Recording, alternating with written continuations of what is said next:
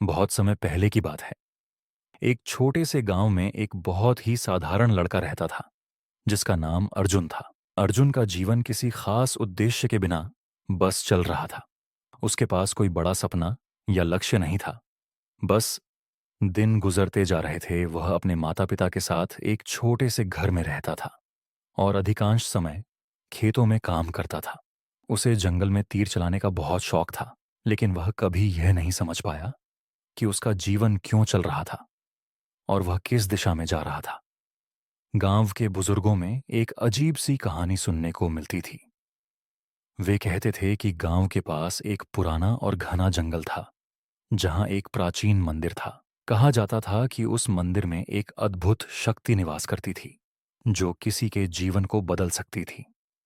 लेकिन इस मंदिर तक पहुंचने के लिए एक व्यक्ति को अंधेरे रास्तों से गुजरना पड़ता था, और यह रास्ता केवल उन्हीं लोगों के लिए खुलता था जो अपनी आत्मा के अंदर सत्य और प्रेम को ढूंढने के लिए तैयार होते थे। अर्जुन ने बचपन से ही इस कहानी को सुना था, लेकिन कभी भी यह सवाल नहीं किया था कि क्या यह सच है। वह जीवन के छोटे मोटे कामों में व्यस्त रहता था और इस तरह के विषयों से दूर रहता था। लेकिन एक दिन कुछ ऐसा हुआ जिसने उसका जीवन पूरी तरह से बदल दिया। उस दिन गांव में एक बड़ा उत्सव था।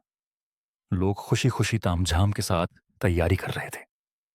अर्जुन भी उत्सव में भाग लेने की तैयारी कर रहा था, लेकिन तभी गांव के बाहर से एक अजनबी व्यक्ति आया। वह व्यक्ति बहुत वृद्ध और अनुभव से भरा हुआ था। उसका चेहरा बहुत शांत और गहरी सोच से भरा हुआ था। वह सीधा अर्जुन के पास गया और उसे देखा।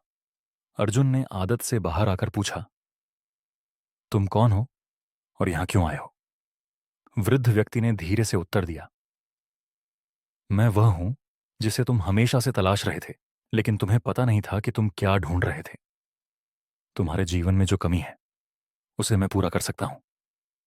अर्जुन चौंका, लेकिन उसने अपनी जिज्ञासा पर काबू पाया और पूछा, तुम क्या बात कर रहे हो? मुझे कुछ समझ नहीं आ रहा। तुम मुझसे क्या चाहते हो? वृद्ध व्यक्ति हंसते हुए बोला, तुमने सुना है ना, गांव के पास स्थित उस पुराने मंदिर के बारे में।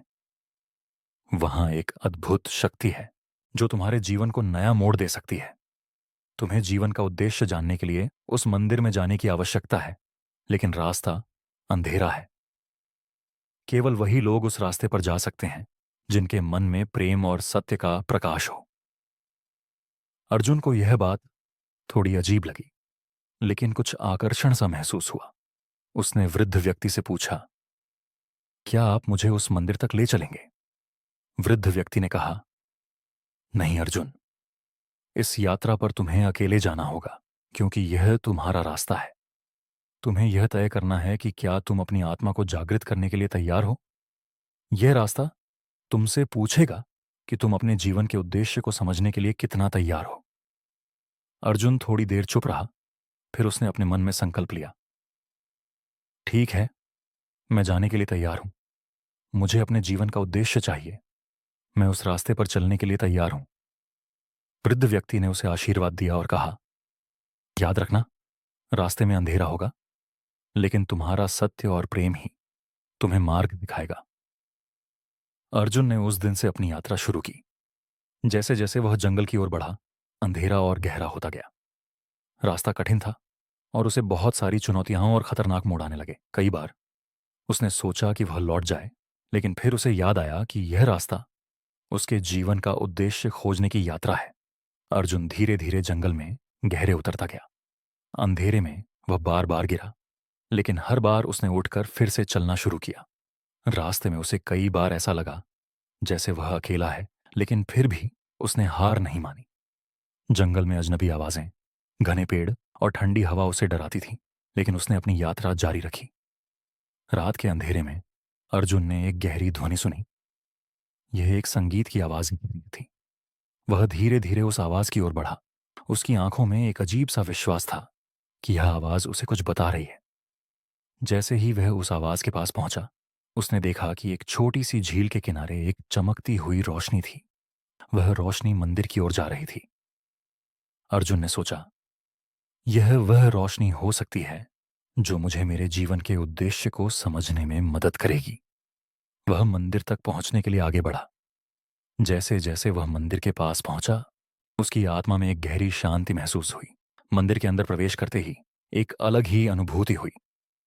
उसकी आंखों के सामने एक महान रूप था, जो एक दिव्य ऊर्जा से भरपूर था।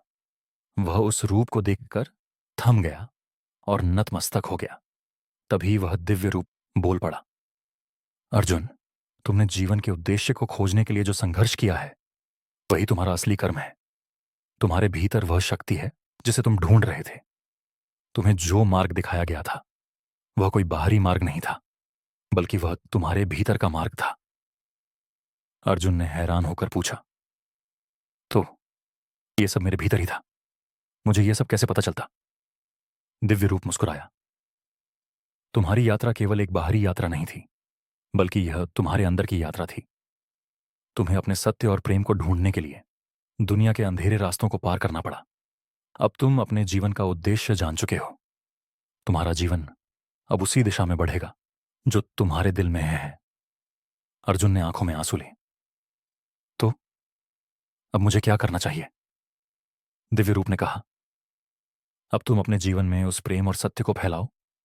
जहां भी तुम जाओ, वहीं तुम्हारे कर्म और उद्देश्य की रोशनी फैलने लगेगी। तुम उस अंधेरे से प्रकाश की ओर गए हो, अब तुम दूसरों को भी उस प्रकाश की ओर ले जाओ। अर्जुन ने वह पल समझ लिया। वह अब अपने जीवन के उद्देश्य को पहचान चुका था और उसे पूरी दुनिया में फैलाने के लिए तैयार था। उसने मंदिर से बाहर आकर अपनी यात्रा शुरू की और गांव लौट आया। गांव में अर्जुन का स्वागत हुआ। उसने अब जीवन को एक नए दृष्टिकोण से देखा। वह अब पहले जैसा नहीं था। उसने अपने अनुभवों को दूसरों के साथ साझा किया और उन्हें यह समझाया कि जीवन का उद्देश्य खोजने के लिए हमें अपनी आत्मा के भीतर झांकने की जरूरत है, न कि बाहरी चीजों में। अर्जुन अब एक ऐसा व्यक्ति बन चुका था जो अंधेरे से प्रकाश की ओर बढ़ चुका था। उसकी यात्रा ने न केवल उसे, बल्कि पूरे गांव को नया दृष्टिकोण दिया।